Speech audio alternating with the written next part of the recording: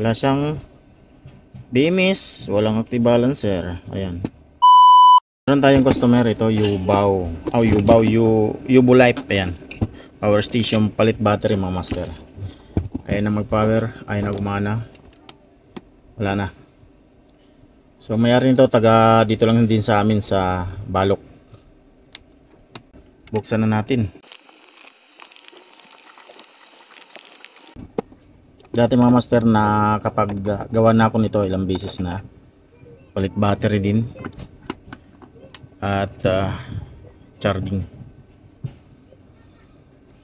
Ang battery nito mga master ay walang BMS, wala din siyang active balancer, kaya mabilis masira yung battery. Sana natin.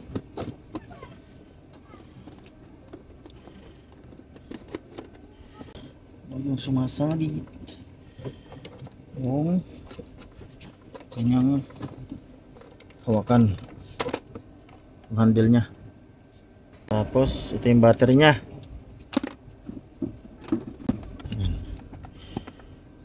So tanggalin na muna natin yung kanyang connection. Ito yung kanyang inverter. Tapos dito yung kanyang mga iba pang module. Yung kanyang battery mga master. Wala talaga itong BMS mga master na nakakabit kahit active balancer, kaya mabilis itong malubat. Yan. Kahit buksan natin to, wala talaga. Tabi muna natin to. Yan.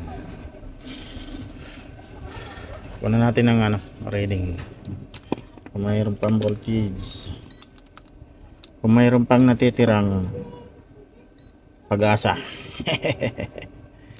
Okay, yun, halos 9 volts na lang mga master. Yan.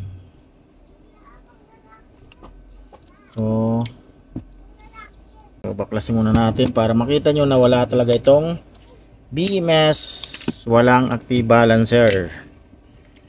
Yan.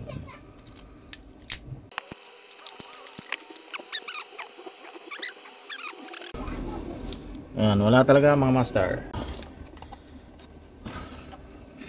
Ayan, wala. Ayan. Ayan. Ito lang siya. Wala siyang BMS, walang active balancer. Ayan. Check natin isa-isa yung battery mga master. Kung alin ba dito ang mayroong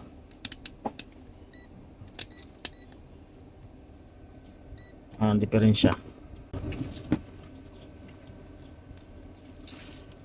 Battery 3.35, tapos 3.35, tapos wala na.